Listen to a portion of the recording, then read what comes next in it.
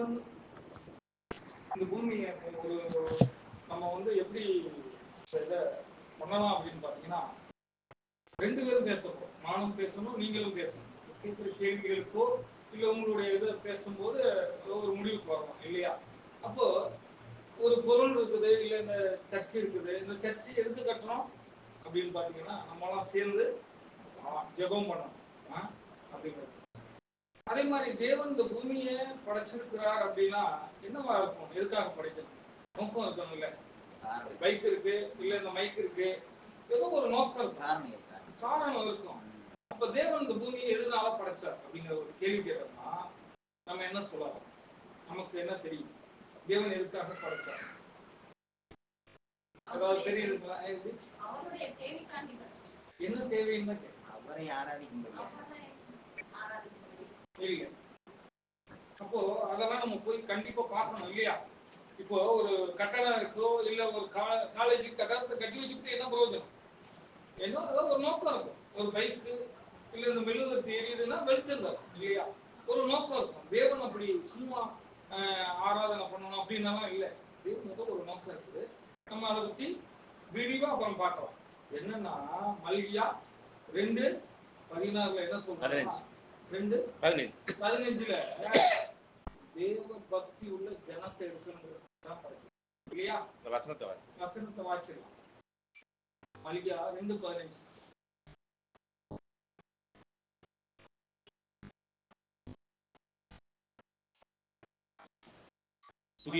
புதிய ஏற்பாட்டுக்கும் முதல் புத்தகம் பேஜ் நம்பரை ஃபர்ஸ்ட் சொல்லிடுங்க. யார் எடுத்தாலும் அவர் ஒருவனை அல்ல ஒருவனை அல்லவா படைத்தார். ஆவி அவரிடத்தில் பரிபூரணமாய் இருந்ததே. இன்னை ஏன் ஒருவனை படைத்தார்? தேவ பக்தி உள்ள சந்ததியை பெரும்படிதானே. அப்போ தேவ பக்தி உள்ள ஒரு குறிப்பிட்ட எண்ணிக்கை, அதை பின்னாடி நம்ம பார்க்கணும். எத்தனை எண்ணிக்கை அப்படிங்கிறதெல்லாம் பின்னாடி வெளிப்படுத்தல ரொம்ப தெளிவா இருக்கு. அந்த எண்ணிக்கை உள்ள ஜனத்தை எடுக்கணுங்கிறதுக்காக தான் தேவன் படைச்சார தவிர சும்மாவெல்லாம் படைக்கல. அப்போ அந்த எண்ணிக்கைக்காக தான் படைச்சார் இல்லையா? அப்போ படைச்சிட்டு இப்ப நம்ம விஷயத்துக்குள்ள வந்துடுவோம். அப்போ தேவன் ஆண்டவராக இயேசு கிறிஸ்து நம்ம கிட்ட ஒன்னு எதிர்பார்க்கிறார். நமக்கு கொடுத்த கட்டளை என்னன்னு சொல்லலாம்? நமக்கு கொடுத்த கட்டளை என்ன அப்படின்னு கேட்டா என்ன சொல்லுவோம்? 10 கட்டளையா? வேற என்ன சொல்லலாம்? 10 கட்டளை, நிறைய கற்பனைகள்லாம் இருக்குதுங்க. இதெல்லாம் ஃபாலோ பண்ணா பரலோகத்துக்கு போயிடலாமா அப்படின்னு கேள்வி கேட்டீங்கன்னா என்ன சொல்லுவாங்க? போயிடலாமா? போக முடியாது. போகலாம், போக முடியாது. ரெண்டுமே இருக்கு. அப்ப என்னதான் அப்படிங்கிறத நம்ம பார்ப்போம். என்னன்னா இப்போ கவர்மெண்ட் இருக்கு, அரசாங்கம் இருக்கு. என்ன சொல்லும்? ரோட்ல போகும்போது நீங்க லெஃப்ட் சைடு தான் போகணும். லெஃப்ட் சைடு தான் போகணும். எனக்கு இடது கை பக்கம் தான் போகணும். இல்லை நான் வலது கை பக்கம் போவேன் அப்படின்னா என்ன ஆகும்? ஆக்சிடென்ட் ஆயிடுவோம், மோதிடுவாங்க, பிரச்சனை. இப்போ லெஃப்ட் சைடே நான் போறேன் அப்படின்னா, அந்த கட்டளையை கடைபிடிச்சு நான் போறேன்னா எனக்கு என்னன்னா ஆசீர்வாதம். என்ன ஆசீர்வாதம்? பத்திரமா போய் வீட்டுக்கு சேர்ந்துருங்கிற ஆசீர்வாதம் இல்லையா?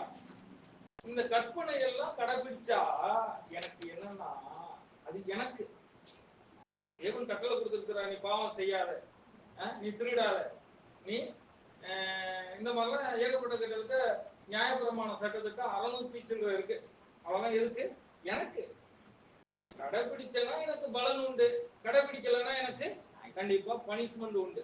எனக்கு என்ன கிடைக்கும்? அதற்கேற்ற தண்டனை இங்கேயே அடைஞ்சு தீரணும். அதனாலதான் உலக பழமொழி எல்லாம் என்ன சொல்லுதுன்னா, உப்பு தின்னான தண்ணிய நீ எதை விதைக்கிறியோ அதைய இப்பவே இருக்கணும். நீங்க மறுஜென்ம காலத்துல அவர் கொண்டாந்து உங்களை எல்லாம் போட்டு எண்ணெய் சட்டியில போட்டு வருத்தத்துக்கு முன்னாடியே நீங்க என்ன பண்ணணும்? இங்கேயே நீங்க வந்து அதை அனுபவிச்சே ஆகணும். அது வந்து தேவ நீதி. அதெல்லாம் சும்மா சொல்லுவாங்க, நான் சரக்கெல்லாம் ஃபுல்லா அடிப்பேன், ஆனா நான் நல்லா இருப்பேன்.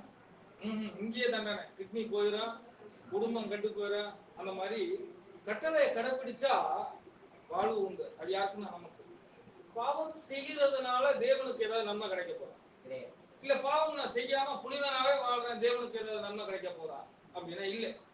எதுன்னா என்னைய நல்லவனா நான் நல்லவனா இருந்தா அது எனக்கு தான் பலன், தேவனுக்கு எந்த நன்மையும் இல்லை. அப்போ தேவனுக்கிட்ட போய் கேட்டா, ஆண்டவரை இயேசு கிறிஸ்துவிட்ட போய் கேட்டா அவர் வேற ஒண்ணு சொல்றாரு. என்ன சொல்றாருன்னா, அவர் உயிரோட இருந்த அந்த 33 வருஷத்துல அவர் சொன்ன ஒரே ஒரு வேலை தான். என்ன சொன்னாரு? நாங்க சீசர்களை பார்த்து என்ன சொன்னார்? ஒரே ஒரு வேலை மட்டும் அவர் கேட்ட வேலை. பாக்கெல்லாம் ஆசீர்வாதமான வசனங்களை பேசியிருப்பாரு, வியாதியோட இருக்கிறவங்களை குணமாக்கி இருப்பாரு, இதெல்லாம் பண்ணியிருப்பாரு. அவர் சொன்ன ஒரே ஒரு கட்டளை என்ன கட்டளைன்னு தெரியுங்களா? அதுதான் மெயின். அப்போ நீங்க பரிசுத்தமா வாழ்றதுனால எந்த பிரயோஜனமும் இல்லை. அது எதுக்குன்னா, நீங்க பரிசுத்தமா நான் இருக்கிறேன், உங்ககிட்ட எல்லாம் கெட்ட பேர் எடுக்காம இருக்கிறேன், அப்பேற்பட்ட ஸ்தானத்தை அப்பேற்பட்ட ஒரு நிலைமை நான் உருவாக்கிக்கிட்டு நான் உங்ககிட்ட வந்து பேசும்போது நீங்க கேட்பீங்க, ஒருவேளை நான் பாவின்னு உங்களுக்கு தெரியும் போது நான் வந்து சுவிசேஷத்தை சொன்னதே பத்தி தெரியும், நீ எல்லாம் வந்து சொல்ல வந்துட்டேன்னு கேட்போமா இல்லையா? அப்போ நான் சுவிசேஷத்தை அறிவிக்கணும்னா எப்பேற்பட்டவங்களா இருக்கணும்? நம்மளுடைய முகம் சேவனா போல பிரகாசமா இருக்கும், பாவம் இல்லாம. அந்த தகுதிக்கு தான் நம்ம என்ன பண்ணணும்னா பாவம் இல்லாம பரிசுத்தவானாய் வாழணும். எந்த தகுதிக்கு? சுவிசேஷத்தை அறிவிக்கிறது இல்லையா? அதுக்குதான் நம்ம பாவம் இல்லாம இருக்கணுமே தவிர தேவனுக்கு எந்த நன்மையும் இல்லை. அந்த தகுதியை உருவாக்கும். அப்போ சுவிசேஷத்தை ஏன் அறிவிக்கணும்னு ஒரு கேள்வி கேட்டோம்னா அவர் என்ன சொல்றாரு பாருங்க, முதல்ல கர்த்தருக்கு கீழ்ப்படியணும். எப்படி கீழ்ப்படியணும் அப்படின்னு பாத்தீங்கன்னா, மார்க்கு 16:15 வாசிச்சு, நீங்கள் உலகமெங்கும் போய் ஒரு சிருஷ்டிக்கும் சுவிசேஷத்தை பிரசங்கியுங்கள். இதுதான் கட்டளை. எடுத்துட்டீங்களா? மார்க்கு 16:15. மார்க்கு 16:15. பின்பு அவர் அவர்களை நோக்கி, நீங்கள் உலகமெங்கும் போய் சர்வ சிருஷ்டிக்கும் சுவிசேஷத்தை பிரசங்கியுங்கள். விசுவாசம் உள்ளவன். இப்போ நம்ம எல்லாம் என்ன ஆயிட்டோம்? கிட்டத்தட்ட கிறிஸ்தவர்களா மாறி 50 வருஷமோ 60 வருஷமோ 40 வருஷமோ ஆயிடுச்சு. நம்ம கிட்ட ஆண்டவர் என்ன சொல்றாருன்னா, நீங்க உலகமெல்லாம் போய் சாட்சியாக இந்த சுவிசேஷத்தை அறிவிச்சிருக்கிறோமா? யாருக்காவது சொல்லி இருக்கிறோமா? கேள்வி நம்ம கிட்ட வந்துச்சு. அப்போ அந்த தகுதியை நம்ம அடைஞ்சிருக்கோம், சுவிசேஷத்தை அறிவிச்சிருக்கோம். அறிவிக்கலைன்னா கஷ்டம். இப்போ ஒரு எஜமான் இருக்காரு, வீட்டு ஓனரு, ஒரு தோட்டத்துல கொண்டு போய் விட்டுட்டாரு வேலைக்கு. நான் வேலையெல்லாம் முடிச்சு அவர் சொன்ன வேலைக்கு மேல எக்ஸ்ட்ரா 2 வேலையை முடிச்சு நல்லா நீட்டா கிளீனா வச்சிருந்தேன்னா எனக்கு என்ன தோணும்? 2 மணிக்கு ஓனர் வருவாரு, வந்து எனக்கு சம்பளம் கொடுப்பாரு. சம்பளம் கொடுக்கும்போது எனக்கு என்ன பண்ணுவார்? பார்த்துட்டு சூப்பரா பண்ணியிருக்கிறேன், நாளைக்கு வா, இந்த சம்பளமும் கொடுப்பாரு. ஒருவேளை அவர் கொடுத்த 5 வேலையில 3 மட்டும் முடிச்சுட்டு 2 முடிக்காம இருந்தோம்னு வைங்களேன், பார்த்துட்டு சம்பளத்தை கொடுக்குறேன்னு சொல்லி கஷ்டப்பட்டு திட்டிட்டு என்ன வேலை பார்த்துருக்கிறேன் அப்படின்னு சொல்லுவார். ஒருவேளை நான் வந்து முன்கூட்டியே முடிச்சுட்டு நான் முன்கூட்டியே 2 வேலை எக்ஸ்ட்ரா பண்ணிட்டு நின்னா எந்த தெளிவுல நிப்போம் தெரியுங்களா? கரெக்டா பார்த்துக்கோங்க, சூப்பரா பண்ணிட்டேங்கிற ஒரு திருப்தி இருக்கு. அப்போ தேவன் நம்மளை அழைக்கிறதுக்கு முன்னாதாகவே வேலையை முடிச்சுட்டு நம்ம தைரியமா இருந்தோம்னா அந்த ஆசீர்வாதம் கண்டிப்பா நம்ம கிடைக்கும். சாதாரண உலகத்தோட கம்பேர் பண்ணி பார்த்தாவே என்ன பண்ணுவார்? அவரு கூப்பிட்டு சூப்பரா பண்ணியிருக்கிறப்ப நாளைக்கு வந்துரு அப்படின்பாரு. வேலையை முடிக்கலன்னா கண்டிப்பா நாளைக்கு கூப்பிடவே மாட்டார் அவர் வேலைக்கு. அவனை மட்டும் இங்க கூப்பிட்டாதப்பா, நீ வேற யாராவது கூட்டிட்டு வா, அவன் வேணாம் சும்மா உலகிக்கிட்டே நிற்கிறான் அப்படின்னு சொல்லிடுவோம் இல்லையா? உலகத்துல அதே மாதிரி தேவனுக்கு என்ன பண்ணணும்னா சுவிசேஷத்தை பிரசங்கிக்க வேண்டுங்கிறதா அவர் சொன்ன ஒரே ஒரு வேலை. ஒரே ஒரு வேலை என்ன பண்ணணும்? சுவிசேஷத்தை பிரசங்கி. ஏற்கனவே கேட்டது மாதிரி எந்த சுவிசேஷத்தை? அவர் வந்துட்டாரு, ரெடியா இருக்கிறாரு, ரெடியா இருக்கிறாரு, அவர் வந்துட்டாரு அப்படிங்கிற சுவிசேஷத்தை சொல்றோம். எல்லாருக்கும் தெரியும், எல்லாருக்கும் தெரியும் ஆண்டவர் இயேசு கிறிஸ்து. நீங்க ஏஆர் ரஹ்மான் சினிமா மியூசிக் டைரக்டரை போய் கேட்டீங்கன்னா கூட கேள்வி கடைசியா என்ன உங்களுக்கு விருப்பம்னு கேட்கும்போது என்ன சொல்றாப்லன்னா, ஆண்டவர் வரன்னு சொல்லி இருக்கிறாருன்னு அவரை பார்க்கணும்னு சொல்லி.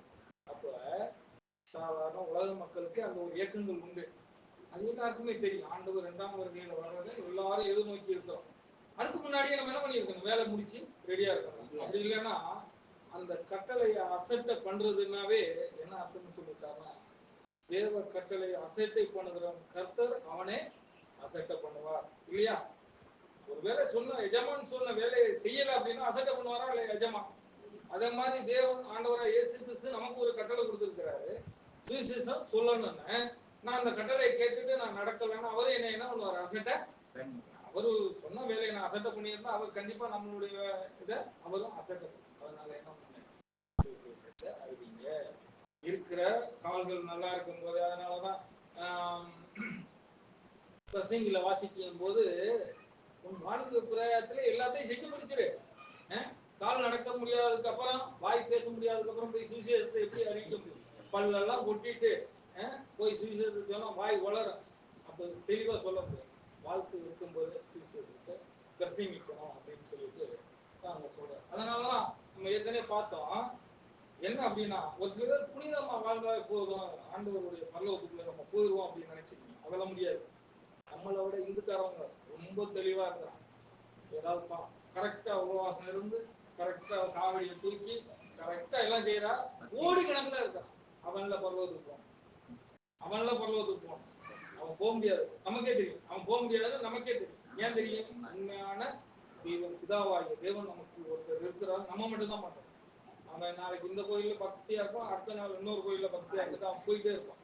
அதை பத்தி இங்க பிரச்சனை இல்லை. ஆனா உண்மையான பிதாவாகிய தேவன் நமக்கு ஒரே ஒருத்தர் மட்டும் இருக்கிறார் அப்படிங்கிற நம்பிக்கையில ஓடுற நமக்கு என்னன்னா, கண்டிப்பா தேவனுடைய கட்டளை நிறைவேற்றும். இந்த பூமியில இருக்கும் போது பரிசுத்தமாய் வாழ்ந்து சுவிசேஷத்தை பிரசங்கிக்கும் போது அது என்ன செய்யும்? வேலை செய்யும். நான் பரிசுத்தமா வாழாம நான் சுவிசேஷத்தை என்னதான் சொன்னாலும் அடிபட்டு போகும் இல்லையா? உண்மைதானே? அப்போ நம்ம என்ன பண்ணோம்னா, நான் பரிசுத்தமா வாழ்ந்தா போதும் நினைச்சுட்டு இருக்கிறவங்களுக்கு சரிதான். பரிசுத்தமா வேணும் உங்களுக்காக நீங்க வாழ்ந்துக்கலாம். பரிசுத்தமாய் வாழ்ந்து கண்டிப்பா சுவிசேஷத்தை அறிவிக்க வேணும் அப்படிங்கிறாங்க. அப்ப அதுக்கு அடுத்து கர்த்தருக்கு கீழ்ப்படியணும்னா சுவிசேஷத்தை அறிவிக்கணும். அடுத்து ரெண்டாவது பாயிண்ட், பிறனை நேசிக்கணும்னு நம்மளுக்கு சொல்லிட்டு போயிருக்காரு. பிறனை நேசிக்கணும். அப்போ நம்மள மாதிரியே கிறிஸ்துவை பற்றி அறியாத ஜனங்கள் ஏற்பட்டு இருக்கிறாங்க. பிதாவாகிய தேவனுடைய திட்டத்தை அறியாம நிறைய பேர் இருக்கிறாங்க. அப்போ அவங்களுக்கெல்லாம் யார் போய் சொல்றது? பிறனை நேசி அப்படின்னு கட்டளை கொடுத்துட்டு போயிருக்கிறாரா? அப்ப பிறனை நேசிக்கணும்னா நம்மளுடைய சுவிசேஷத்தை சொல்லணுமா இல்லையா? அப்ப சொல்லி இருக்கிறோமா அப்படின்னு நம்மள ஒரு கேள்வி கேட்டுக்கிறோமா? நம்ம என்ன சொல்லுவோம்? இல்லைன்னு சொல்லுவோமா, இருக்குன்னு சொல்லுவோம்? சொல்லி இருக்கிறோமான்னு கேட்டா என்ன சொல்லுவோம்? அதனால நம்மளை நாம அதுக்கான தயாரிச்சு சொல்றதுக்கு முயற்சியாவது எடுக்கணும். இல்ல என்னால முடியல, என்ன பண்ணலாம்?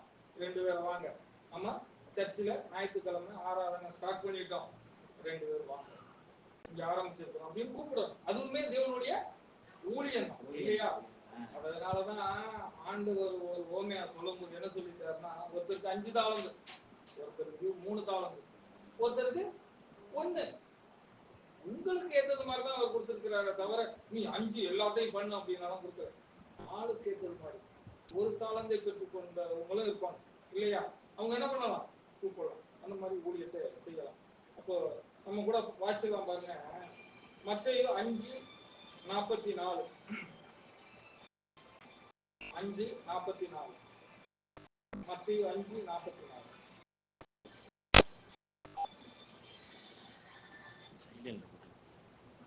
நான் உங்களுக்கு சொல்லுகிறேன், உங்கள் சத்துருக்களை சிநேகியுங்கள், உங்களை சபிக்கிறவர்களை ஆசீர்வதியுங்கள், உங்களை பகைக்கிறவர்களுக்கு நன்மை செய்யுங்கள், உங்களை நிந்திக்கிறவர்களுக்காகவும் உங்களை துன்பப்படுத்துகிறவர்களுக்காகவும் ஜெபம் பண்ணுங்கள்.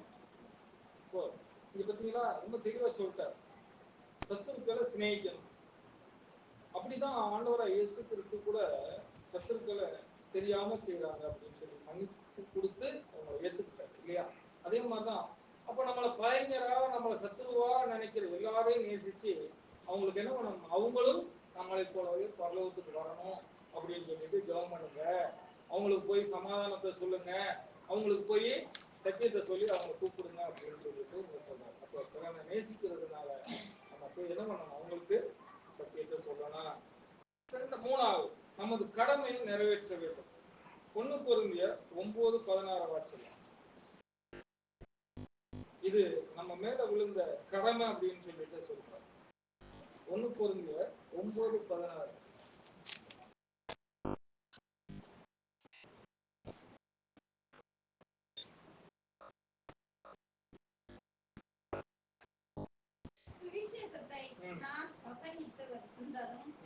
மேன்மை பாராட்ட எனக்கு இடமில்லை. அது என் மேல் விழுந்த கடமையாய் இருக்கிறது. சுவிசேஷத்தை இது சுவிசேஷம் அறிவிக்கிறதுங்கிறது நம்ம மேல பவுல் சொல்லும்போது சொல்றாரு, அது என் மேல விழுந்த கடமையா. இதுவுமே சுவிசேஷத்தை அறிவிக்கிறதும் நம்ம மேல விழுந்த கடமை. அந்த ஒரே ஒரு வேலை தான் நம்ம கிட்ட சொல்லியிருக்கிறார். அந்த ஒரே ஒரு வேலை தான் நம்ம கிட்ட ஆண்டவர் இயேசு கிறிஸ்து சொல்லிட்டு போயிருக்கிறார், சுவிசேஷத்தை அறிவிங்க அப்படின்னு சொல்லிட்டு போயிருக்கிறார். அது நம்ம மேல விழுந்த கடமை. அடுத்ததா ரத்த பலி நீக்கிறதுக்காகவும் நம்ம என்ன பண்ணோம், சுவிசேஷத்தை அறிவிக்கணும். ரத்த பலினா என்ன? எல்லாம் நம்ம ஒண்ணா இருந்திருப்போம், ஏதோ ஒரு காரணத்தினால நம்மளை விட்டுட்டு என்ன பண்ணியிருப்பாங்க, சபைக்கு வராம போயிருப்பாங்க.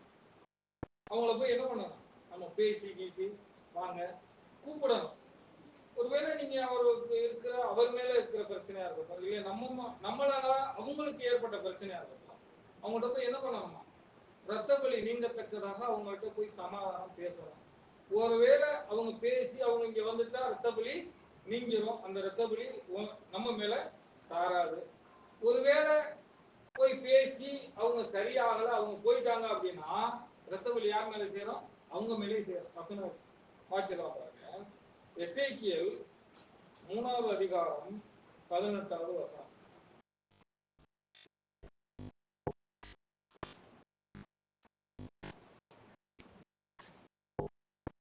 எசேக்கியேல் 3வது அதிகாரம் 18வது வசனம்.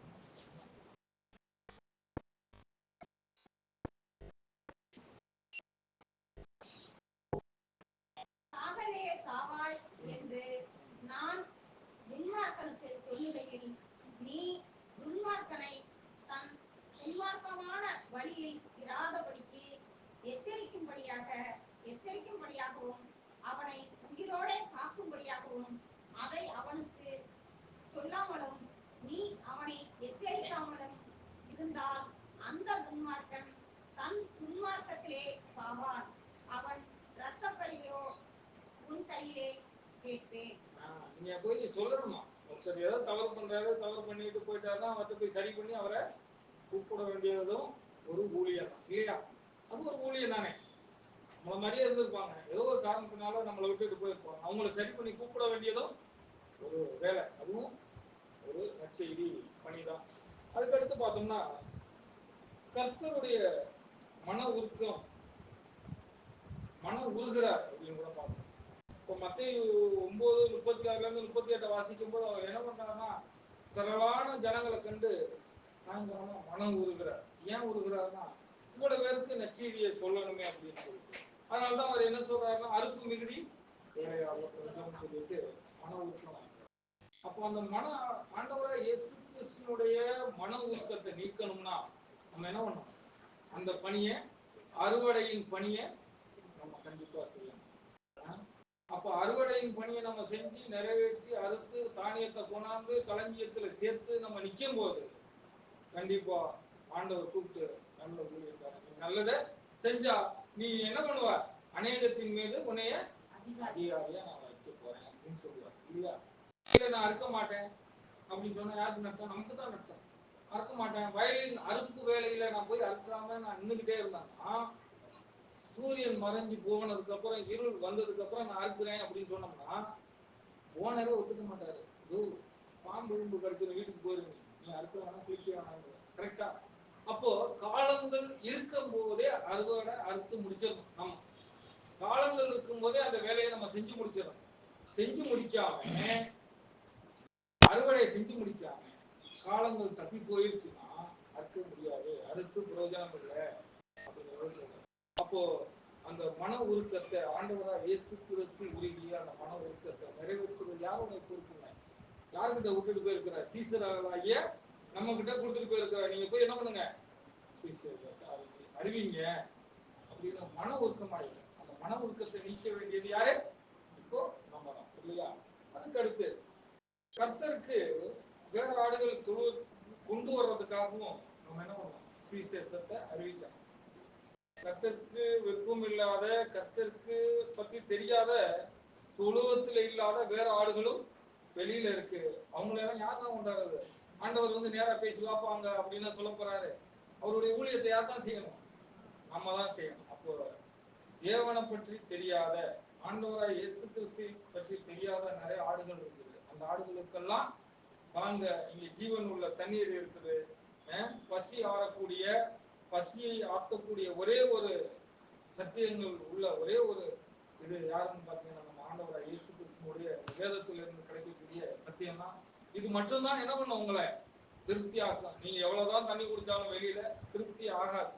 அப்போ அப்படிங்கிறதெல்லாம் சொல்லி யாருதான் நம்ம கூட்டிட்டு வரணும், நம்ம தான் இங்க கூட்டிட்டு வந்து தேவனை பற்றி தெரியாத நிறைய ஆடுகளை கொண்டு சேர்க்க வேண்டியதும் நம்மளுடைய கடமை. அதுக்கு அடுத்து இப்ப நீங்க ஊழியம் பண்ணிட்டீங்கன்னா பரலோகத்துல ஒரே ஒரு விஷயத்துக்கு தான் சந்தோஷம் உண்டாகுதுன்னு ஒரே ஒரு இடத்துல மட்டும் தான் சொல்லியிருக்கு. என்ன பண்ணுனா சந்தோஷம் உண்டாகுமா பரலோகத்துல? பரலோகத்துல என்ன பண்ணுனா சந்தோஷம் உண்டாகும் அப்படின்னா லூக்கா 15:10.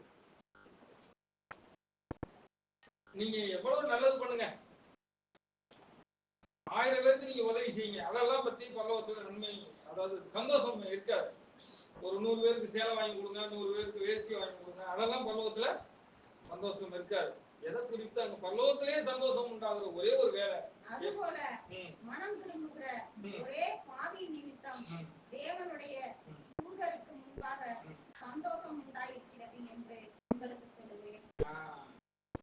கொண்டாந்து ஞானஸ்தானம் எடுக்க வச்சு பாவத்திலிருந்து திருப்பி ஞானஸ்தானம் எடுக்க வச்சு கொண்டாந்து நம்ம சபையில சேர்த்துட்டோம்னு வைங்களேன், பெரிய சந்தோஷம் உண்டாகும்.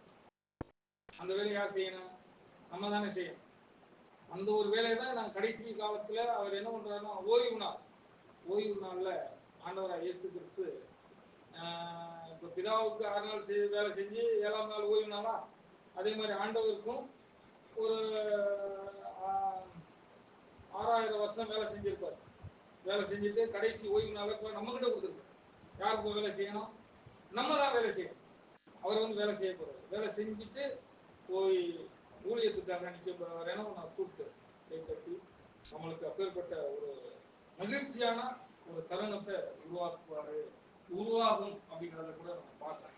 அதுக்கடுத்து தேவனுடைய ஆசீர்வாதத்தை பெறணுமா, கண்டிப்பா ஊழியம் செய்யணும். அந்த நற்செய்தியை அறிவிக்கும். ஊழியம்னா நற்செய்தி அறிவிக்கிறதா அவர் சொன்ன பிரதான ஒரு வேலை.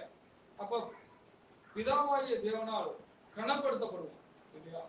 யோவான் 12:26, யோவான் 12:26 பிதாவாகிய தேவனால கனப்படுத்தப்படும் நற்செய்தி பணியை செஞ்சா பாய்ச்சலாம். ஒருவன் எனக்கு ஊழியம் செய்கிறவனானால் என்னை பின்பற்ற கடவன். நான் எங்கே இருக்கிறேனோ அங்கே என் ஊழியக்காரனும் இருப்பான். ஒருவன் எனக்கு ஊழியம் செய்தால் அவனை பிதாவானவர் கனம் பண்ணுவார். கனம் வேணுமா உங்களுக்கு? கனம் வேணுமா? ஊழியம் செய்யணும். ஊழியம் நம்மளாம் செய்யணும். செஞ்சா கண்டிப்பா பிதாவாகிய தேவன் நம்மளை கனப்படுத்துவார். இதை தவிர நீங்க என்ன செய்யுங்க, நீங்க போய் பாருங்க. இப்போ நாளைக்கு இங்க திருவிழான்னு வைங்களேன், எத்தனை இடத்துல அன்னதானம் நடக்குது, எவ்வளவு பேர் சோறு கொண்டாந்து போடுறாங்க, அவங்களெல்லாம் போக முடியாது. இப்போ நம்மளுமே அன்னதானம் செஞ்சோம்னா போக முடியாது இல்லையா? அது வந்து நீங்க உங்களுக்கு திருப்திப்படுத்திக்கிறீங்க. தேவனை திருப்திப்படுத்தணும், தேவன் நம்மளை கனப்படுத்தணும், அவருடைய ஊழியத்தை செய்யணும். அப்போ அவருடைய ஊழியம் என்ன? நற்செய்தியை அறிவிக்கணும். அடுத்து மத்தேயு 10:32. மத்தேயு 10:32.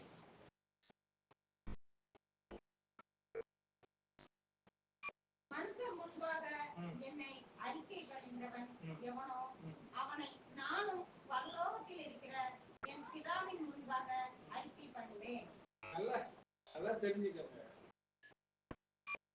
கிறிஸ்துவ பத்தி எங்கெங்க அறிக்கை பண்ண நினைக்கிறோம், அதே மாதிரி கிறிஸ்துவ நம்ம கூட்டி கொண்டு போய் வச்சுட்டு பிதாவுக்கு முன்பாக நல்லா ஊழியம் நிறைய வேலை செஞ்சிருக்கிறான், அறிக்கை பண்ணுங்க. நம்ம வாயில அறிக்கை பண்ண வேண்டாம். அவரும் நம்மளை கூட்டி கொண்டு போய் என்ன பண்ண மாட்டார், அறிக்கை பண்றதுக்கு வாய்ப்பே இல்லை. ரொம்ப தெளிவா சொல்லு. அதனால கண்டிப்பா என்ன பண்ணுங்க, வாய் இருக்கும் போது வயசாகி நடக்க முடியல, எனக்கு வாய் பேச வரல, பல்லெல்லாம் கொட்டிடுச்சு, எனக்கு ஒண்ணுமே பண்ண முடியல, நடக்கவே முடியலன்னு சொன்னதுக்கு அப்புறம் நான் போய் ஊழியம் பண்றேன் அப்படின்னு சொன்னா வேஸ்ட். வசனம் என்ன தெரியுமா சொல்லுது?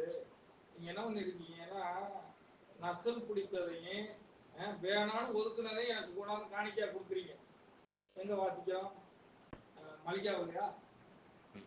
அது மாதிரி வாசிக்கிறோம். படிச்சு பார்த்தீங்கன்னா தெரியும். அதுலலாம் அப்படி சொல்றாரு. என்ன எனக்கு கொடுக்க வேண்டிய கனமகிமை எங்க? நீங்க என்ன பண்றீங்க? எனக்கு கொடுக்க வேண்டியதுல கொடுக்காம வேணாம்னு ஒதுக்குனது, கால் ஊனமானது, இந்த ஆட்டுல கால் ஊனமானது, இதெல்லாம் விலை போகாதுன்னு அதை கொண்டாந்து கொடுக்கறது காணிக்க. அது என்னன்னா அதோட மறைப்பொருள் என்ன அப்படின்னா, நீங்க காலம் கடந்ததுக்கு அப்புறம் உங்களே நீங்க கொண்டாந்து கொடுத்து என்ன பிரயோஜனம் இல்லையா? அதனால்தான் உங்க வாலிப உரையாத்திலே சிருஷ்டிகரை நினை அப்படின்னு சொல்லிட்டு பார்க்கணும். அதுக்கடுத்து ஏசாயா 52:7 சுவிசேஷம் அறிவிச்சா நீங்க எப்படி இருக்கீங்க பாருங்க. ஏசாயா 52:7 சமாதானத்தை கூறி நற்காரியங்களை விசேஷமாய் அறிவித்து ரட்சிப்பை பிரசித்தப்படுத்தி உன் தேவன் ராஜரீகம் பண்ணுகிறார் என்று சியோனுக்கு சொல்லுகிற சுவிசேஷனுடைய பாதங்கள் மலையின் மேல் எவ்வளவு அழகாய் இருக்கின்றன. ஆசீர்வாதமான வசனம், அதெல்லாம் மனசுல வச்சுக்கோங்க. நீங்க போய் சுவிசேஷத்தை அறிவிக்கிறவனுடைய பாதங்கள் எவ்வளோ அழகா இருக்குதுன்னு சொல்லுங்க. சுவிசேஷத்தை கண்டிப்பா நம்ம என்ன பண்ணோம்? அறிக்கை செய்யணும், அறிவிக்கணும். அறிவிச்சா நம்மளுடைய கர்த்தருடைய பார்வையில நம்மளுடைய பாதங்கள் எவ்வளோ அழகா இருக்குது அப்படின்னு சொல்லிட்டு சொல்றேன். அதனால கண்டிப்பா சுவிசேஷத்தை நம்ம சொல்லுங்க. அடுத்து தானியேல் 12:3 தானியேல் 12:3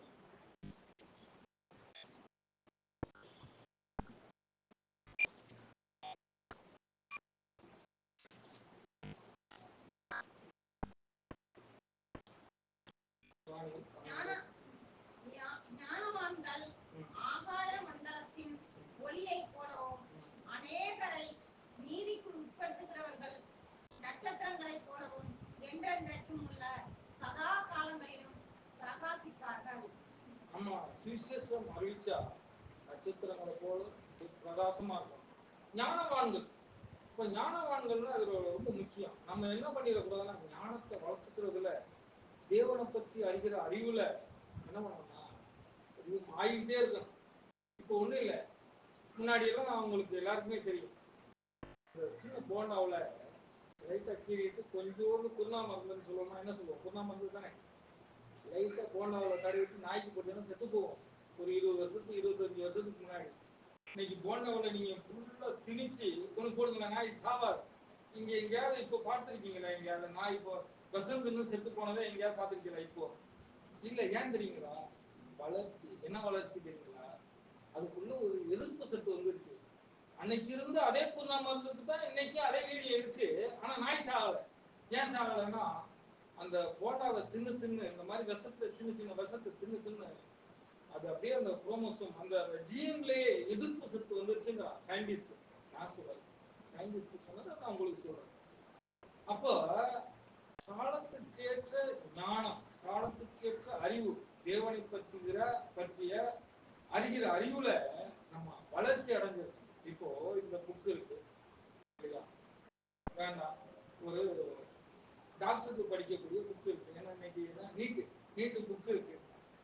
அதை தரவா படிச்சு கிடிச்சு அதுல உள்ள pin point A to Z ஃபுல்லா பின் பாயிண்டா தெரிஞ்சாதான் எக்ஸாம் எழுதி பாஸ் ஆகி நம்ம டாக்டர் ஆகலாம். இந்த நமக்கு கொடுத்தது என்னது? இப்போ இது பைபிள், வேதத்தை பற்றி ஃபுல்லா பாயிண்ட் டு பாயிண்ட் தெரிஞ்சிருக்கணுமா இல்லையா? இதுல பாஸ் ஆகணும். இதை எக்ஸாம் எழுதி ப்ராக்டிக்கல் நச்செய்தி அறிவிச்சாதான் நமக்கு பிரைஸ். புரியுதுங்களா? இதை பத்தி தெரியாம நச்செய்தி என்ன தெரிவிக்கிறது? அப்ப இதுல இருக்கிற எல்லா ரகசியமும் நமக்கு தெரிஞ்சிருச்சா? ஏன்னா இப்போ ஒரு உதாரணத்துக்கு என்ன சொல்லலாம், போகலாம். ஒரே ஒரு வசனம், இரவும் பகலும் கர்த்தருடைய வேதத்தில் பிரியமா இருக்கிற மாசம் பாக்கியம். இரவும் பகலும் இருக்க முடியுமா?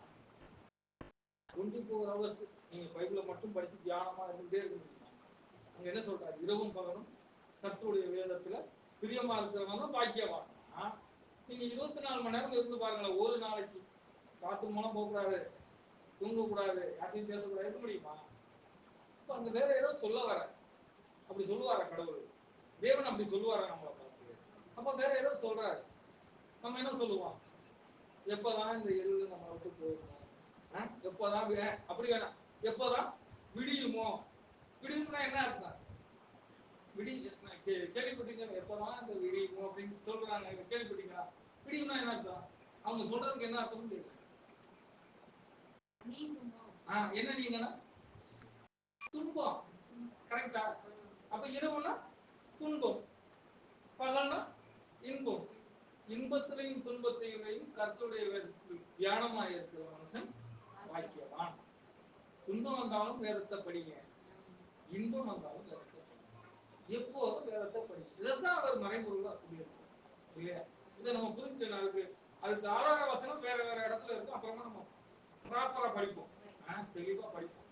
அப்போ இதெல்லாம் பைபிளுக்குள்ள இந்த மாதிரி நான் ஒரு கேள்விதான் கேட்டுக்கிறேன். கேள்வி பயங்கரமா இருக்கு. 10 கொம்பு, 10 தலை, இதெல்லாம் பார்க்கணுமா இல்லையா? இதெல்லாம் தெரியாம பரலோகத்துக்கு போக முடியாது. எக்ஸாம்ல பாஸ் ஆக முடியாது, நான் டாக்டர் ஆக முடியாது. நீட் எக்ஸாம் எழுதி, கரெக்டுங்களா? அப்போ இதுக்குள்ள இருக்கிற ரகசியமெல்லாம் நம்ம படிக்கணுமா இல்லையா? படிக்கணும்னா சொல்லி கொடுக்குற இதுவெல்லாம் நம்மளா படிச்சு வராதுங்க. நம்மளா படிச்சாலும் சொல்ல முடியாது. தேவன் யாருக்கோ எங்கேயோ கொடுத்துருப்பார். தேவன் யாருக்கோ எங்க ஒரு தூதனுக்கு சொல்லியிருக்கிறோம். அந்த தூதன் வந்து வழக்க உரையோ இல்ல வழக்கமோ கொடுத்துருக்கலாம். அதை நம்ம என்ன பண்ணலாம்? உட்கார்ந்து ஒருமே கேட்டோம்னாவே போதும். இப்போ இப்போ படிக்கிறது எல்லாமே புரியாது. இப்போ டாக்டருக்கு படிச்சா எல்லாமே புரியாதா? கொண்டு போய் எல்லாம் ப்ராக்டிக்கலா ஒருத்தர் இதுதான்ப்பா குடல், இதுக்கு பேர் இந்த இங்கிலீஷ்ல இந்த பேர் படிச்சீங்க அதான் இந்த குடல் அப்படின்னு வழக்கம் கொடுக்கணுமா இல்லையா? அதை யாரோ ஒருத்தர் எழுதி வச்சது தானே. நம்மளா போய் புதுசா புக் எழுதி படிக்கிறோம் இல்லையா? யாரோ ஒரு வழக்க வர யாரோ ஒருத்தர் படிச்சு அதை பத்தி தெளிவா சொல்லியிருப்போம். அப்போ அதை நம்ம படிக்கிறதா நம்ம இல்லையா? அப்போ அப்பேற்பட்ட சூழ்நிலையில நம்ம என்ன பண்ணணும் இப்போ அப்படின்னா, கேட்கிற காது, நம்ம செலவு பண்ற டைம் கொஞ்சம் நேரத்தை ஒதுக்கணும். கடவுளுக்காக என்ன பண்ணணும்? கொஞ்சம் நேரத்தை ஒதுக்கணும். கேட்கணுங்கிற மனசை கொண்டு வரணும். காதை கொடுத்து கேட்கணும். அந்த 3 ஒதுக்குனீங்கன்னா கண்டிப்பா என்ன பண்ணிடுவார்? நமக்கு தேவன் எல்லா விஷயத்தையும் கொடுத்து வச்சிருக்காரு. நமக்கு என்ன மட்டும்தான் வேணும்? ஆர்வம் மட்டும்தான் வேணும். நான் என்ன கத்துக்கணும், இன்னும் தெரிஞ்சுக்கணும், இதுனா என்ன, அதுனா என்ன, தாராளமா எல்லா கேள்விகளுக்கும் பதில் வந்துருச்சு. நல்லதான் இல்லை, வந்துருச்சு. நம்ம இப்ப கேட்கறது மட்டும்தான் நம்மளுடைய வேலை இல்லையா? அதனால காலங்கள் வர்றதுக்கு முன்னாடி நட்சத்திரம் போல நம்ம ஜொலிக்கணும்னா இதெல்லாம் நம்ம செஞ்சிருக்கணும். கடவுளுக்காக இதெல்லாம் பண்ணியிருக்கணும். சுவிசேஷத்தை அறிவிக்கணும். சுவிசேஷத்தை அறிவிக்கணும்னா நான் பிரகாசம் உள்ளவனா இருக்கணும், பாவம் இல்லாதவனா இருக்கணும். அதோட கூட பைபிள்ல இருக்கிற எல்லா ரகசியத்தையும் தெரிஞ்சு அதுக்கப்புறம் போய் சொல்லணும். அப்பதானே கரெக்டா இருக்கும் இல்லையா? அப்போ நம்ம என்ன பண்ணணும்னா கண்டிப்பா சுவிசேஷத்தை அறிவிக்க வேண்டிய கட்டளை மட்டும்தான் நம்ம கொடுத்துருக்கோம். பாக்கி எல்லாம் நீங்க பிடிக்காதீங்க, நீங்க பாவம் பண்ணா அதெல்லாம் எனக்கு, நீங்க லெப்ட்ல போங்க அதெல்லாம் எனக்கு. நான் கட்டளையை கடைபிடிச்சா அது எனக்கு தான் நன்மை. நான் கட்டளை கடைபிடிக்கலைன்னா எனக்கு தான் அது தீமை. அப்போ இதெல்லாம் நமக்கு இருக்க தேவனுக்கு செய்ய வேண்டிய ஒரே ஒரு பணி நற்செய்தி பணியை அறிவிக்கலாம் அப்படிங்கிறதான். இப்போ நம்ம தியானம் பண்ணிக்குவோம். ரொம்ப முக்கியமான வசனம் என்ன சொல்றாருன்னா 1 கொரிந்தியர் 9:16. 1 கொரிந்தியர் 9:16. சுவிசேஷத்தை நான் பிரசங்கித்து வந்ததும் மேன்மை பாராட்ட எனக்கு இடமில்லை. அது என் மேல் விழுந்த கடமையா இருக்கிறது. சுவிசேஷத்தை நான் பிரசங்கியாது இருந்தால் எனக்கு ஐயோ. இதெல்லாம் முடிவு எடுத்துக்கோமா? பிரசங்கிக்கலாம், சுவிசேஷத்தை அறிவிக்கலாம், எனக்கு ஐயோ அப்படின்ட்டு மைண்ட்ல வச்சுக்கலாம். உனக்கு என்ன அப்படின்னு சொல்லிட்டு இருக்கணும். நமக்கு என்ன அப்படின்னு தேவனும் எனக்கு என்ன அப்படிதானே இருப்பார். ஆண்டவரும் எனக்கு என்ன, நீ பண்ணலாம்னா எனக்கு என்ன அப்படிதானே இருப்பார் இல்லையா? அதே மாதிரி நமக்கு என்ன அப்படின்னு இருந்தா ஆண்டவரை இயேசு கிறிஸ்து தேவனுக்கு முன்பாக எனக்கு என்ன அப்படின்னு இருப்பார். அதனால கண்டிப்பா சுவிசேஷத்தை பிரசங்கிக்காவிட்டால் அப்போஸ்தலனாகிய பவுல் எனக்கு ஐயோன்னு சொல்லும்போது நமக்கு என்ன அப்படிங்கிறத நம்ம தியானம் பண்ணிக்கிறோம்.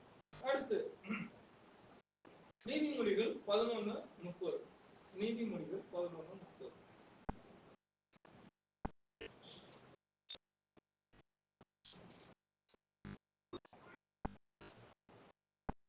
நீதிமொழிகள் 11:30. நீதிமான்களுடைய பலன் ஜீவ விருட்சம், ஆத்துமாக்களை ஆதாயப்படுத்திக் கொள்ளுகிறவன் ஞானமுள்ளவன். இப்ப கேட்போம் கேள்வி. என்ன கேள்வி? நீங்கள் ஞானம் உள்ளவர்களா அப்படின்னு நம்மளை பார்த்து நான் ஞானம் உள்ளவனா அப்படின்னு கேள்வி கேட்டுக்கிட்டேன்னா என்ன பண்ணியிருக்கேன்? ஆதாயப்படுத்தி இருக்கேன். படுத்தி இருந்தா நான் யாரு? ஞானம் உள்ளவன். அதனால ஞானம் உள்ளவன் ஆகுறதும் ஆகாததும் நம்ம கை. அதைத்தான் கேள்வி கேட்கிறாரு. நீங்கள் ஞானம் உள்ளவரா அப்படின்னு நம்மளை நாமே நிதானித்து அறிவோம். அதுக்கு அடுத்து ரோமர் 1வது அதிகாரம் 14 மற்றும் 15. ரோமர் 1:14 மற்றும் 15.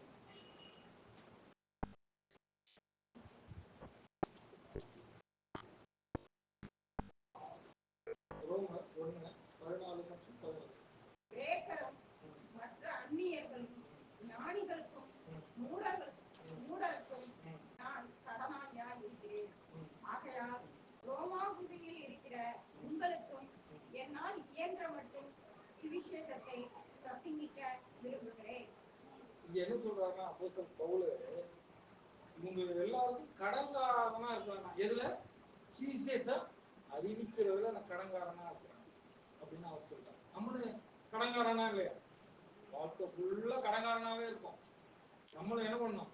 சுவிசேஷத்தை அப்போஸ்தலன் பவுல் மாதிரி நம்மளும் முடிவெடுத்து எல்லாருக்கும் சுவிசேஷத்தை அறிவிக்கணும்.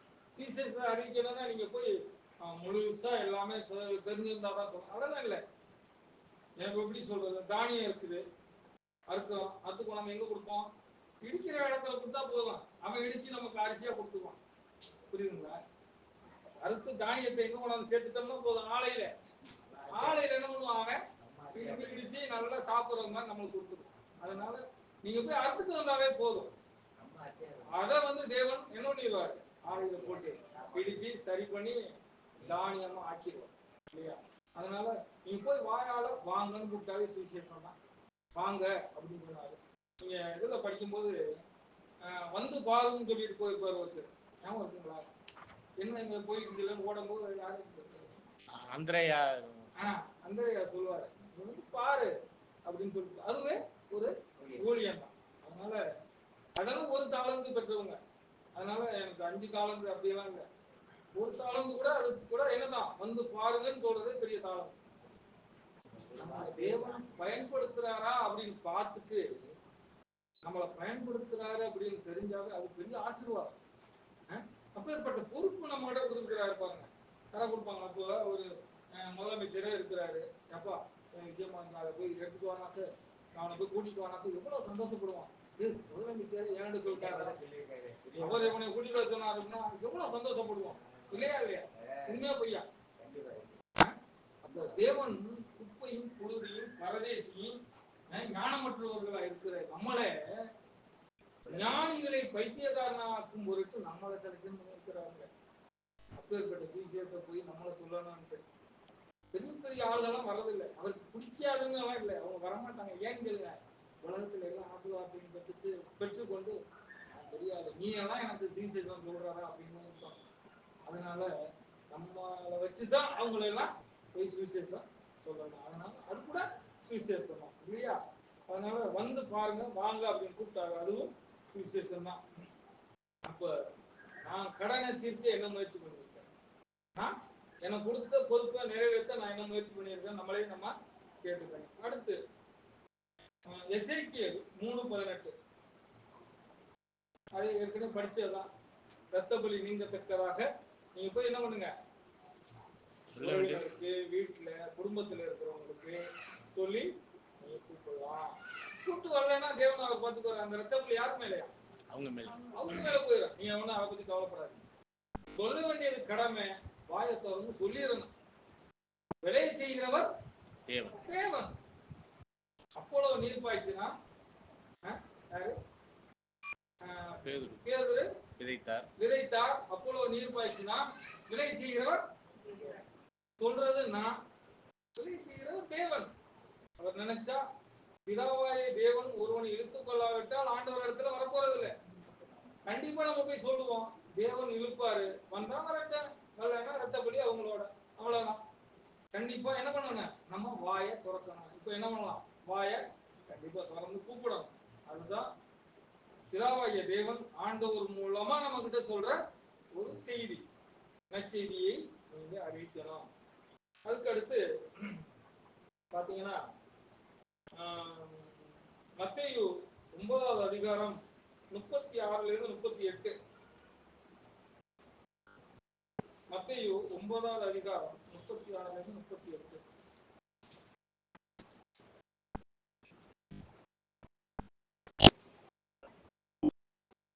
மத்தேயு 9வது அதிகாரம் 36-38. அவர் திரளான ஜனங்களை கண்டபொழுது அவர்கள் மேய்ப்பன் இல்லாத ஆடுகளைப் போல கொருந்து போனவர்களும் சிதறப்பட்டவர்களுமாய் இருந்தபடியால் அவர்கள் மேல் மனதுருகி தம்முடைய சீசர்களை நோக்கி, அறுப்பு மிகுதி, வேலையாட்களோ கொஞ்சம்.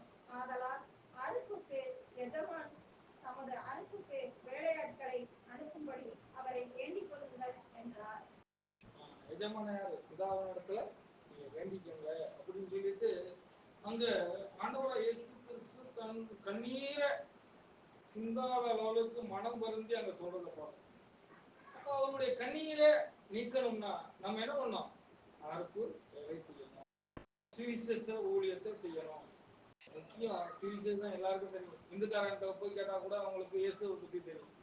ராஜ்யத்தின் சுவிசேஷம் கேட்டோம்ல, ராஜ்யத்தின் சுவிசேஷம், ராஜ்யத்தின் சுவிசேஷம். அவர் வந்துட்டாரு, வந்து இருப்பாரு, அவரை பத்தி சுவிசேஷத்தை அறிவிக்க வேண்டியதுதான் முக்கியமான காலம் இல்லை, கடைசி காலம் சொல்றோமா இல்லையா? என்ன காலம், கடைசி காலம் சொல்றோமா இல்லையா? அந்த கடைசி காலத்துல ராஜ்யத்தின் சுவிசேஷத்தை சொல்லணும். ராஜ்யத்தின் சுவிசேஷம்னா இதெல்லாம் படிச்சுட்டு இதுல எல்லாம் தெளிவாயிட்டு நம்ம சொல்லும் போது உங்களுக்கே புரியும் ஆண்டவர் எங்க இருப்பார் இப்போ அப்படின்னு. ஆண்டவர் வேத வசனங்கள்லாம் வாசிக்கும் போது, அத்திமரம் துளிர் விடும்போது நான் வாசல்கிட்ட வந்துட்டேன், நான் வந்திருக்கும் போது ராஜாக்களை வெட்டுவேன். ஒரு ராஜாக்கள் இல்லையே, இருக்காங்களா? ராஜாக்கள் யாராவது இருக்காங்களா? இல்ல தானே. அவர் என்ன சொன்னாரு, நான் வரும் நாள்ல ராஜாவை வெட்டுவேன் அப்படின்னு. ஒரு ராஜாவும் இல்லையே, அப்ப என்ன ஆயிருக்கணும், என்ன நடந்திருக்காங்க சொல்லுங்க. எல்லாத்தையும் வெட்டிட்டாரு, அப்ப என்ன ஆயிருக்கணும், அந்த சுவிசேஷத்தை சொல்லணுமா இல்லையா? ராஜ்யத்தின் சுவிசேஷத்தை சொல்லணும். அப்போ உண்மையிலேயே கடைசி காலத்தில் வாழ்கிற நமக்கு தேவன் நமக்கு ஒரு சட்டத்திட்டத்தை ஒரே ஒரு வேலை சொல்லிட்டு போயிருக்கிறார். இந்த ராஜ்யத்தின் சுவிசேஷத்தை நடவு செய்யுங்க. அப்பேற்பட்ட ஊழியத்தை செய்யும் போது மட்டும்தான் இந்த ஆசீர்வாதம் எல்லாம் கிடைக்கும். கரெக்டுங்களா? நீங்க எவ்வளவுதான் பரிசுத்தமா இருந்தா அது உங்களுக்கு. நான் சோப் போட்டு நல்லா குளிச்சா அது என் மேல வாடா வரணும், அவ்வளவுதான். அதனால எந்த பிரயோஜனமும் இல்லை. நான் சுத்தபத்தமா இருக்கிறேன், அவ்வளவுதான். தேவனுக்கு ஒரு நன்மையும் இல்லை. பக்கத்துல இருக்கிறவங்களுக்கு வேணா வாடையா இருக்கலாம், நம்ம போட்டு சோப் போட்டு குளிச்சது சுகமா இருக்கலாம். என்ன பிரயோஜனம்? வேலை செய்யணும். எப்படி வேலை செய்ய முடியும் அப்படின்னா, உத்தமமா இருந்தா தான் வேலை செய்ய முடியும் இல்லையா? உத்தமமா இருந்து வேலை செய்யணும் இல்லையா? அதனால நீங்க பரிசுத்தமா இருக்கணும் அவசியம் இல்லை. வசனம் அப்படி இல்லை. பரிசுத்தமா இருந்து வேலை செய்யணும். பரிசுத்தமா இருக்கிறது ரொம்ப அவசியம். அந்த பரிசுத்தமா இருந்து கொண்டு ஊழியம் செய்யணுங்கிறது ரொம்ப முக்கியம் இல்லையா? இதை மறந்து விடாது, இதுதான் முக்கியம். அதனால அன்புக்குரிய சகோதர சகோதரிகளே, பொறுமையோடு கேட்ட உங்கள் யாவரையும் தேவன் ஆசீர்வதிப்பாராக. தொடர்ந்து அவர் கேட்டு கொண்ட கட்டளை நம்ம அனைவரும் சேர்ந்து நிறைவேற்ற தேவன் நம்மளை பயன்படுத்துவாராக. ஆமென்.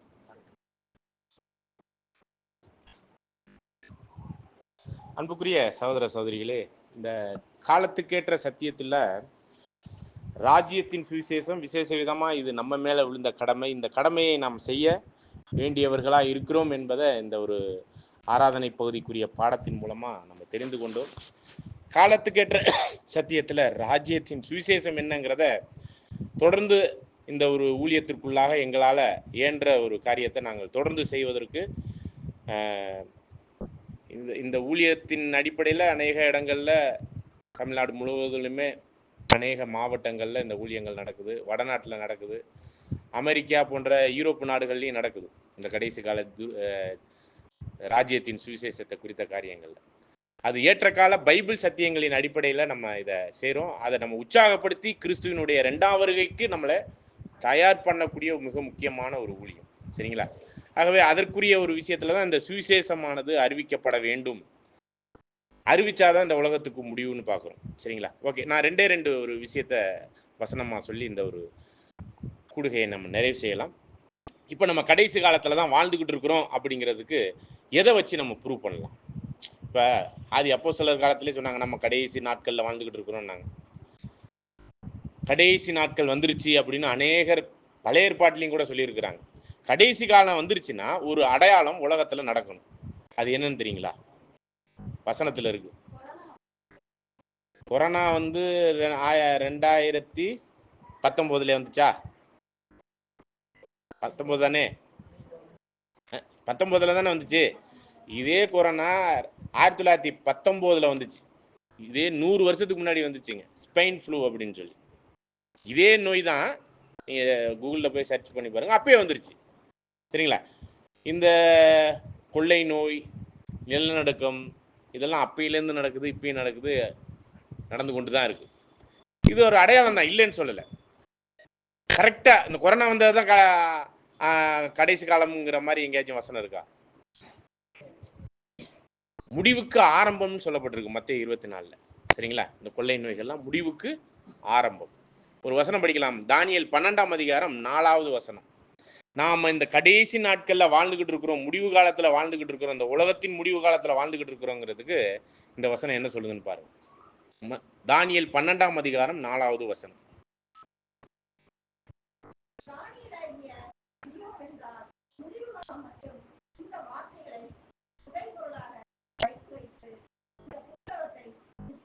அப்போ தானியேல் எழுதின புத்தகம் மட்டும் இல்லை, பழைய ஏற்பாட்டில் எழுதின அநேக புத்தகம், புதிய ஏற்பாடு, வெளிப்படத்தில் பிரதர் சொன்ன மாதிரி 7 தலை 10 கொம்பு, என்னென்னமெல்லாம் மிருகம்லாம் வர்ற மாதிரிலாம் பார்க்குறோம். ஒன்றுமே புரிய மாட்டேங்குது. பாருங்க. அப்போ இவைகள் எல்லாம் முத்திரிக்கப்பட்டிருக்கு. ஆனால் கடைசி காலத்தில் தான் இந்த முத்திரிக்கப்பட்ட ரகசியங்கள்லாம் என்னாகும்? வெளியாகும். இந்த ரகசியங்கள்லாம் வெளியாகும். கடைசி காலம் வரையும் இதை முத்திரிச்சு வச்சிருந்தா கடைசி காலத்தில் முத்திரையானது ஓப்பன் ஆயிரும், எல்லா ரகசியமும் வெளியாகும். மறைக்கப்படாத மறைபொருளே இல்லைன்னு ஆண்டவர் 1ஆம் வருகையிலே சொல்லிட்டு போயிட்டார். தொடர்ந்து வாசிங்க. அப்படி இந்த முடிவு காலத்துல தான் வாழ்ந்துகிட்டு இருக்கிறோங்கிறதுக்கு 2 அடையாளத்தை இந்த இடத்துல வசனத்துல சொல்றாரு தானியேல். படிங்க. அதாவது போக்குவரத்து ஃபாஸ்ட் ஆயிருமா. ஒரு 40 வருஷத்துக்கு முன்னாடி மாட்டு வண்டியில் வாங்க போகிறது பெரிய விஷயம். ஒரு 30 வருஷத்துக்கு முன்னாடி ஒரு சைக்கிளில் போகிறது பெரிய விஷயம். ஒரு 20 வருஷத்துக்கு முன்னாடி இந்த சாதாரண முஃபெட்டில் போகிறது பெரிய விஷயம். இப்போலாம் சர்வசாதாரணமாக ஏரோப்ளேனில் இந்த நாட்டிலேருந்து அந்த நாட்டுக்கு எவ்வளோ சீக்கிரமாக போகிறோம்.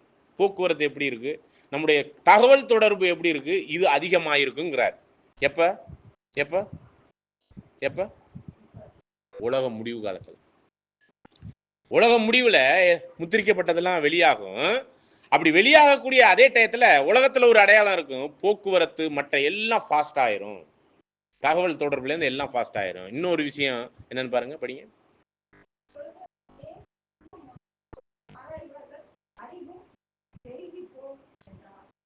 அறிவு பெருக்கத்துக்கு உரிய காலத்தில் வாழ்கிறோமா இல்லை இனிமேல் தான் அறிவு பெருக்கம் வரப்போகுதுங்களா? முன்னாடி ஒரு 40-30 வருஷத்துக்கு முன்னாடி தந்தியில் கடிதத்தில் எழுதுவோம். அதுக்கப்புறம் எஸ்டிடி பூத்தில் போய் நின்றுக்கிட்டு இருந்தோம் வரிசையாக, ஞாபகம் இருக்குங்களா? அதுக்கப்புறம் இந்த மோட்டரோலா இந்த நோக்கியா மொபைலை வச்சுக்கிட்டு பேசிக்கிட்டு இருந்தோம். இப்போ வீடியோ கால், எங்கே உள்ளவங்களே எங்கே வேணாலும். என்ன சிஸ்டர், நேரடியாக. இன்னும் கொஞ்சம் போனீங்கன்னா இப்போ இன்னும் கொஞ்சம் அட்வான்ஸ் வந்துருச்சு. ஹோலோகிராம் அப்படின்னு சொல்லிட்டு இங்கே உங்கள் ஃபாரினில் உள்ள ஒரு நபரை இங்கே அப்படியே உருவம் மாதிரி நிற்க வச்சு உங்களோட பேச வைக்க முடியும். அந்த மாதிரி ஒரு டெக்னாலஜி வந்துருச்சு. இந்த இடத்துல ஒருத்தரை அங்கே இருந்துக்கிட்டு இங்கே நிற்கிற ஒரு மாதிரியே ஒரு உருவத்தை கொடுத்துரும். ஹாலோகிராம்னு ஒரு அட்வான்ஸ் டெக்னாலஜி. அவர் இங்கே நின்றுட்டு, இப்போ நான் நிற்கிறேன்ல, நான் அமெரிக்காவில் இருக்கிறதா வச்சுக்கோங்க, இல்லைன்னா இங்கே சென்னையில் இருக்கிறதா வச்சுக்கோங்க. உங்களுக்கு இந்த ஒரு ஆராதனை நடத்துறதுக்கு நான் வர வேண்டியது இல்லை. இங்கே நடத்துகிற மாதிரியே நான் உருவம் நிற்கிங்க. உங்களுக்கு நான் உங்களை நேரடியாக பார்க்குற மாதிரி இருக்கு, நீங்களும் என்ன நேரடியாக அந்த மாதிரி அட்வான்ஸ் டெக்னாலஜி 5 வருஷத்துக்கு முன்னாடியே வந்துருச்சு. இன்னும் நம்ம கைக்கு வரல, அது கொஞ்சம் கொஞ்சம் வந்துருச்சு. இப்படி அப்ப அறிவு பெருத்த காலத்துல இருக்கிறோம் நாம, நம்ம உலகத்தின் முடிவு காலத்துல இருக்கு. அப்பனா ஆண்டவருடைய 2ஆம் வருகை அதற்குரிய எல்லா ஏற்பாடோட நம்ம எப்படி ரெடியா இருக்கணுங்கிறது தாங்க எங்களுடைய ராஜ்யத்தின் சுவிசேஷத்தினுடைய நோக்கம். நம்ம ரெடி ஆகணும். இப்போ உலகத்துல வாழ வேண்டியதெல்லாம் வாழ்ந்தாச்சுங்க. ரட்சிப்பின் சுவிசேஷம் கிறிஸ்து மீட்பர் என்பதை எல்லாரும் தெரிஞ்சிருக்கிறாங்க. நித்திய சுவிசேஷத்துக்கு, சமாதான சுவிசேஷம், இதெல்லாம் நிறைய இருக்குது. ஆனா ராஜ்யத்தின் சுவிசேஷம் சாட்சியா அறிவிக்கப்படும் போது உலகம் முடிஞ்சிடும். ஆகவே ஏற்ற காலத்துக்கான சத்தியத்தை இங்கே இருக்கிற உங்களோடு கூட நாங்கள் பகிர்ந்து கொள்வதற்கு, தொடர்ந்து பகிர்ந்து கொள்வதற்கு எங்களுடைய மேலிடத்தில் மற்ற காரியங்களுக்குள்ள நாங்கள் பேச வேண்டியிருக்கு. வாரம் வாரம் வர்றதுக்கு நாங்கள் பேசிக்கிட்டு இருக்கிறோம். ஆனாலும் உங்களுடைய ஒத்துழைப்பு இதே மாதிரி அநேகரை இங்கே கூட்டிட்டு வாங்க. இந்த ஒரு ராஜ்யத்தின் சுவிசேஷத்தை பிரகடனப்படுத்துவோம். இந்த பேராவூரணி தொகுதி முழுவதிலுமே நம்ம பிரகடனப்படுத்துவோம். இந்த மகத்துவமுள்ள ரகசியங்களை தேவன் நம்மளுக்கு கொடுத்திருக்கிறார். அவருக்கு முன்பாக இப்படிப்பட்ட இந்த ஊழியத்தை பண்ணுவதற்கான பரிசுத்தத்திலும் அந்த ஊழியத்தை செய்வதற்கு 2 தீமோத்தி 2ஆம் அதிகாரம் 15வது வசனம் நினைக்கிறேன். 15வது வசனம். 2 தீமோத்தி 2ஆம் அதிகாரம் 15வது வசனம்.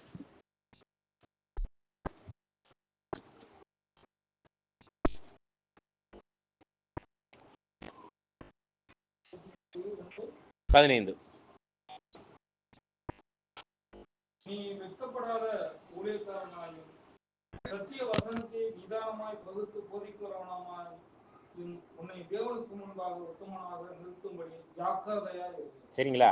ஆகவே வேத வாக்கியங்களை நிதானமாய் பகுத்து வெட்கப்படாத தேவனுக்கு முன்னாடி, சகோதரர் எடுத்த பாடத்தில் தெளிவாக புரிஞ்சிருப்பீங்க. நல்ல வேலை செஞ்சிருந்தோம்னா தைரியமாக போய் நம்மளுடைய எஜமானுக்கு முன்னாடி நிற்கலாம், தேவனுக்கு முன்னாடி நிற்கலாம். வேலை செய்யலைன்னா என்ன சொல்லுவாரோ, எது சொல்லுவாரோ அப்படிங்கிற ஒரு பயம் இருக்கு இல்லையா?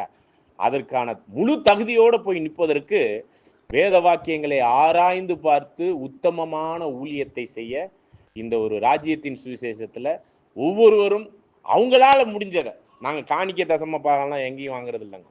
எங்களுடைய ஊழியம் காணிக்கையும் இல்லை, தசம பாகம் வாங்குறது இல்லை.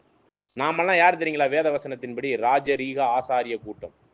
இந்த ராஜரீக ஆசாரிய கூட்டத்தில் பழைய ஏற்பாட்டில் இந்த ஆசாரியர்களுக்கு தான் காணிக்கை தசம பாகம். இன்னைக்கு வாங்குறவங்கலாம் பாஸ்டர் வாங்கிட்டு இருக்கிறாங்க, ஊழியக்கார வாங்குறாங்க.